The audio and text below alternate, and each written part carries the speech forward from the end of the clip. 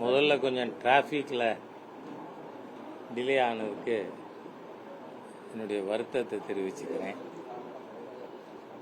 பாராளுமன்ற தேர்தல் 2 கட்டம் பூர்த்தியாகி 190 பாராளுமன்ற தொகுதிகளில் தேர்தல் முடிஞ்சிருக்கு.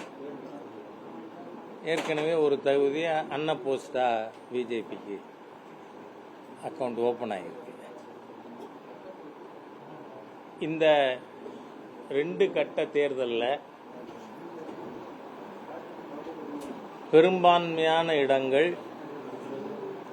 பிஜேபிக்கு வருங்கிறதுல எந்த ஒரு சந்தேகத்துக்கும் இடமில்லை. ஏனென்றால் எதிர்கட்சியில் அது ராகுலாக இருக்கட்டும், இல்லை எங்கள் ஊர் சிதம்பரமாக இருக்கட்டும், அவங்க எப்போவுமே ஒரு 40 நாளைக்கு கற்பனையில் வாழ்வாங்க.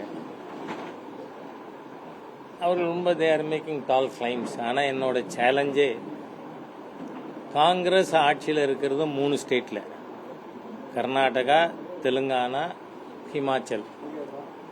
இந்த 3 மாநிலங்களில் மொத்தம் இருக்கிறது 49 தொகுதிகள். லெட் தம் கெட் 9ங்கிறேன் நான். ஏன்னா இந்த கர்நாடகா, தெலுங்கானா, ஹிமாச்சலில் 4க்கு 4 காங்கிரஸ் கிடையாதுங்கிறது ஏற்கனவே பல கருத்துகள் வந்திருக்கு நமக்கு. இந்த 3 ஸ்டேட்டும் சேர்த்தே 9 சீட்டு வராது காங்கிரஸ். ஆகவே அவர்கள் சில கற்பனையில் பேசுகிறாங்க. அதுக்கு காரணம் என்ன?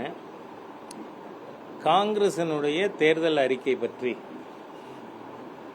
மக்களுக்கு தெரியும்.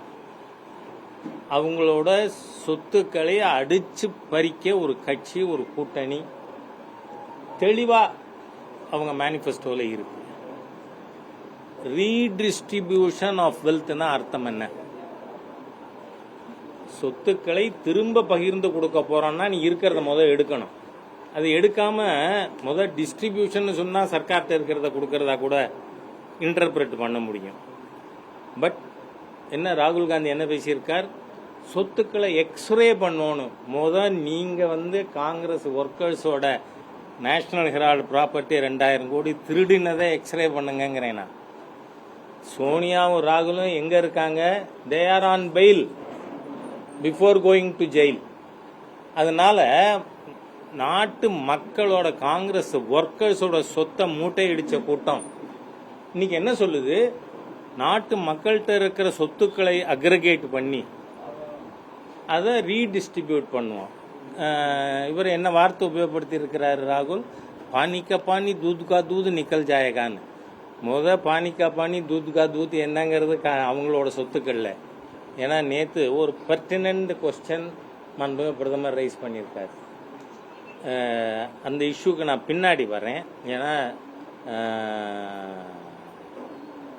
இன்ஹெரிட்டன்ஸ் டேக்ஸ் பற்றி. ஆகவே காங்கிரஸ் கட்சி தெளிவாக அதுலேயும் என்னன்னு சொன்னால், பிஜேபி மத பிரச்சனை கொண்டு வருதா? இல்லை. அதில் ராஜஸ்தானில் மாண்புமிகு பிரதமர் பேசின 90 செகண்ட் பேசின விஷயத்தை எடுத்துக்கிட்டு இவ்வளவு கூச்சல் போடுறாங்க எதிர்கட்சியினர். அந்த 90 செகண்டில் எங்கேயாவது முஸ்லீம்ங்கிற வார்த்தை மாண்புமிகு பிரதமர் உபயோகப்படுத்தியிருக்காரா? இல்லை. ஊடுருவல்காரர்கள் சொல்லியிருக்காரு. ஊடுருவல்காரர்கள் இந்தியாவில் இருக்காங்களா இல்லையா? இதே மமதா பானர்ஜி பார்லிமெண்ட்ல ஸ்பீக்கர் மேல தன் கையில இருந்த காகிதங்கள்லாம் தூக்கி அடிச்சார். என்ன சொல்லி?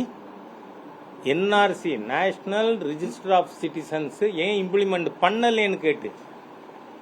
ஆனா இப்ப இன்னைக்கு சிஏஏ இம்ப்ளிமெண்ட் பண்ணப்படாதுன்னு கூப்பாடு போடுறாங்க. சிஏஏல யாருக்கும் குடியுரிமை போகல. ஆனா she was for national register of citizens. 71க்கு அப்புறம் இந்தியாவில் ஊடுருவி வந்தவர்களை இருக்கின்ற ரெக்கார்ட்ஸின் அடிப்படையில் டிடெக்ட், டிலீட், டிபோர்ட் இதை டிமாண்ட் பண்ணினவங்க. அப்போ அது எதை ஊர்ஜிதப்படுத்துது? There are infiltrators in India. அப்போ அவங்கள பத்தி பேசினா உங்களுக்கு என்ன வருது நோக்காடு? யோசிச்சு பார்க்கணும். அப்ப இந்த இண்டி கூட்டணி கட்சிகள் இந்த நாட்டில் ஊடுருவி வந்த அந்நியர்களின் ஆதரவாளர்கள், இந்தியர்களின் எதிரிகள். ஏன்னா ராகுல் காந்தி பேசி இருக்கிறது redistribution of wealth to minorities. அங்கதான் பிரச்சனையே வருது. அப்போ நீங்க கிறிஸ்தவர் முஸ்லீம்னு தனித்தனியா சொல்லாம, ஏன்னா முஸ்லீம்லயும் ஜாதி இருக்கு, மரக்காயர் இருக்காரு, லப்பே இருக்கு, பட்டாணி இருக்கு. அதே மாதிரி கிறிஸ்டியன்ஸ்லயும் ப்ராட்டஸ்டன்ட், கேத்தலிக்கு, பெந்தகோஸ்தே, அது தவிர மற்ற ஹிந்து மதத்தில் இருக்க ஜாதியெல்லாம் அதுலயும் இருக்கு. ஆக அதை ரெண்டையும் குரூப் பண்ணுவாங்களாம். அதை கன்சாலிடேட் பண்ணிட்டு ஹிந்துஸை மாத்திரம் ஜாதி வாரி பிரிப்பாங்களாம். பிரிச்சு எக்கனாமிக் இஷ்யூஸ், நீ சோஷியல் இஷ்யூஸ் எடுத்து பேசு. சோஷியலியா எல்லாரும் முன்னேறணுங்கிறதுல ஃபர்ஸ்ட் செயல்படுறதே பிஜேபி தான். ஆனா எக்கனாமிக்கலி அதுலயும் என்ன சொல்றாரு பார், எக்ஸ்ரே பண்ணுவாராம் அவரோட சொத்தையும் பண்ணி ரீடிஸ்ட்ரிபியூட் பண்ணுவாங்களாம், ப்ரிஃபரன்ஸ் டு மைனாரிட்டிஸ். அப்போ 3 இடத்துல நான் ஏற்கனவே அது என்னோட சோஷியல் மீடியா பதிவிலே போட்டிருக்கேன். இந்த மாதிரி மதத்தை பத்தி நீங்க மைனாரிட்டின்னு பேசினா மதம் இல்லையா? எப்ப நீங்க மைனாரிட்டின்னு பேசுறவங்களோ மெஜாரிட்டி ஆட்டோமேட்டிக்கா உள்ள வருது. ஆகவே இந்த நாட்டு மக்களுடைய சொத்துக்களை அபகரித்து அதை சிறுபான்மையினருக்கு கொடுக்கறதுக்கு காங்கிரஸ் செய்யற சதி. ஏன் இன்னைக்கு சோனியா காந்தி, ராகுல் Gandhi, even Kharge is not a Hindu. இவங்க எல்லாரும் எதுக்காக பண்றாங்க? இந்த ஹிந்துக்களின் சொத்துக்கள் எடுத்து மைனாரிட்டியை கொடுத்து மத மாற்றத்தை ஊக்குவிக்க, to make India Hindu minority country. இதை இப்ப மக்களுக்கு பாரதிய ஜனதா கட்சியினுடைய தலைவர்கள் பல்வேறு வார்த்தைகள்ல புரிய வச்ச உடனே காங்கிரஸ் குயமுறியோன்னு கத்து.